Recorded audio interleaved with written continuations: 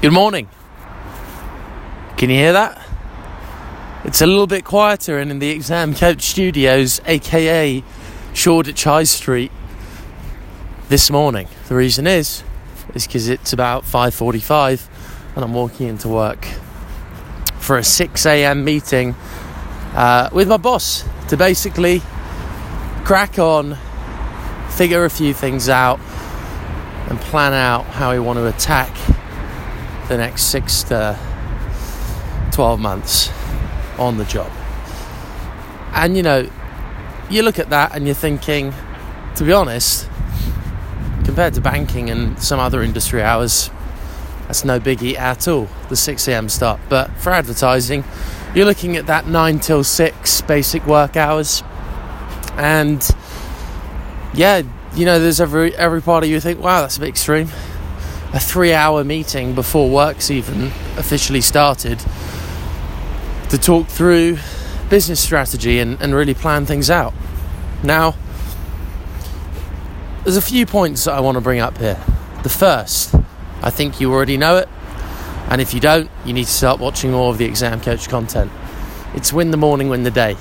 This is a habit that I've noticed among a lot of high performers, not every single one, but it's a good habit, and it's a trend that definitely exists. They get up early. They get 2 to 3 hours work done before anybody else has even thought about it. And that work could be a workout. It could be actual work, or even a mixture of both, or just a healthy meal. Stuff that tees people up to actually succeed.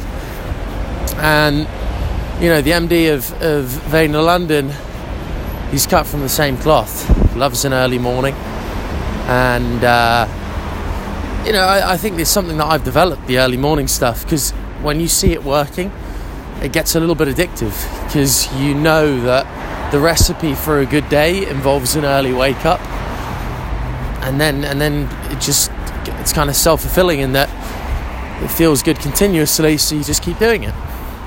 So that's number one, win the morning, win the day. Number two, I think this will be really useful for some of you who need to perhaps develop your thinking around your job. So when you start work for a company in a capitalistic format, so there is a company which makes profit, people at the top often making the most money, and people at the bottom or the beginning entry levels making the least. Now, there's a few approaches you can take to this. It's just based on your belief system, really, and upbringing and other values that you have. So a lot of people start the job and they'll be very enthusiastic, which would be good. But then the enthusiasm will wane when it starts to get a little bit tough, when you get to or have to stay a bit later, when you need to do extra work.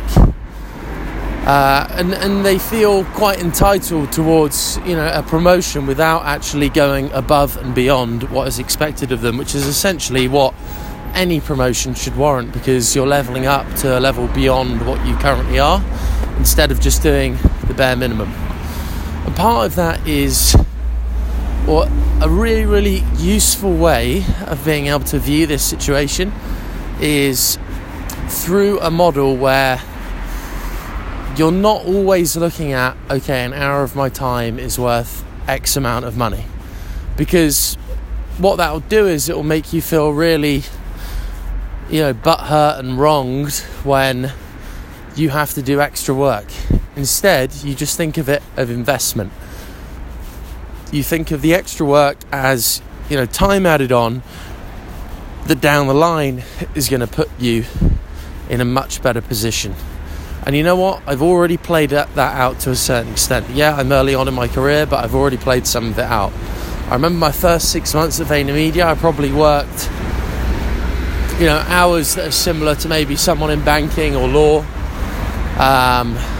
Slightly less perhaps, but solid days, most days. I'd say 13, 14 hour days at least, most days. And then obviously some larger ones, absolutely for sure. Just got some 19 and 20 hour ones in there as well. Obviously we were a startup, I had a small amount of people and I didn't know what I was doing, so I needed to learn the job.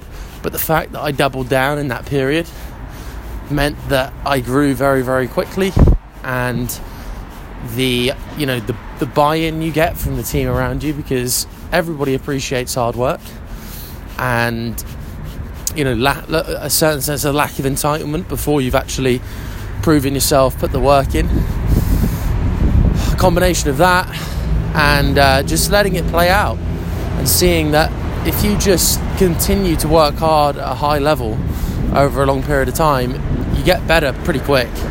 And what happens is you get better at the job, better opportunities, and everything just accelerates in the long term. But if you're looking at things short term, then you're going to give up and you won't see it through.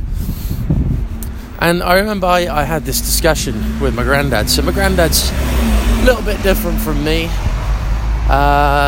different upbringing, in terms of, grew up in kind of west central London when it wasn't the place of foreign billionaires. It was the place of just normal people who lived in London, and people who throughout like the wars and things like that just kind of made do with what was available.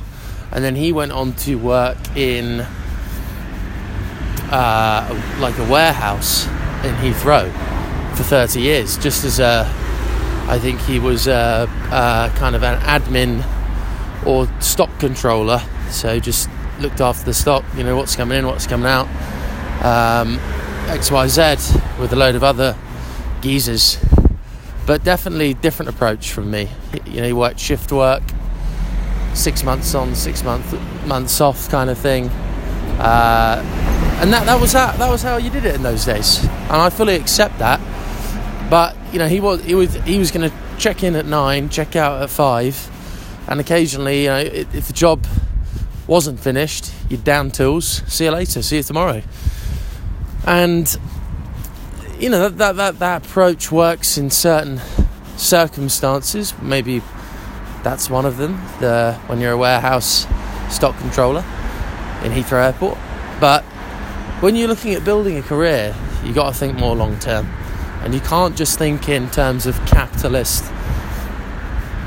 exchange hours for money. You got to think about some of the other EQ options.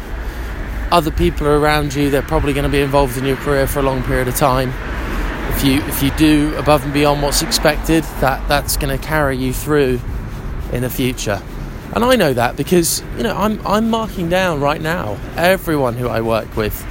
Who can I trust? Who's got my back?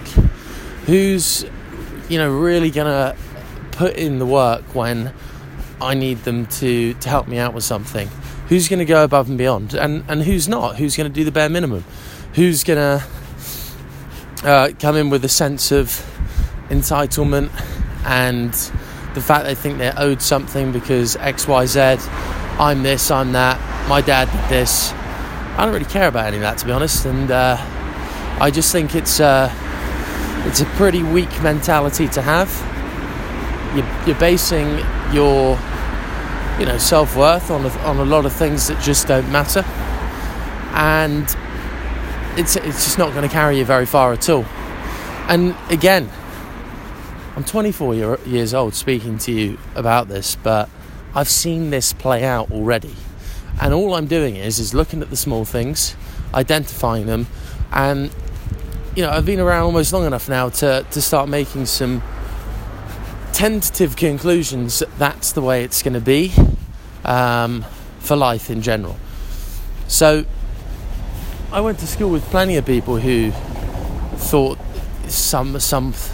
they were owed something because of what their parents did, or just the way they've been taught to kind of go about their business.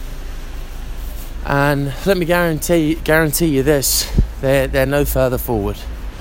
They just occasionally see a few people just for casual drinks and things, and kind of that old school meetup vibe. And stagnation. You do not want to take on that mindset or that approach.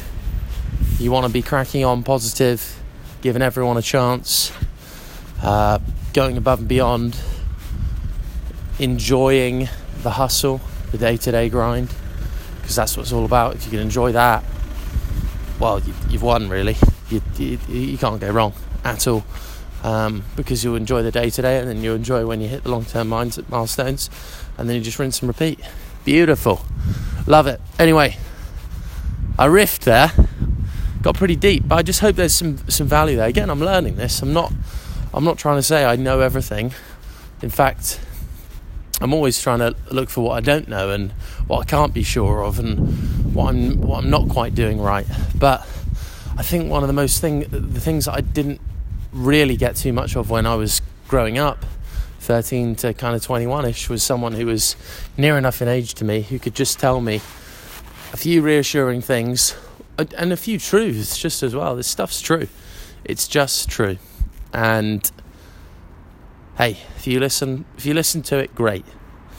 But if you act upon it, even better. Have a cracking day.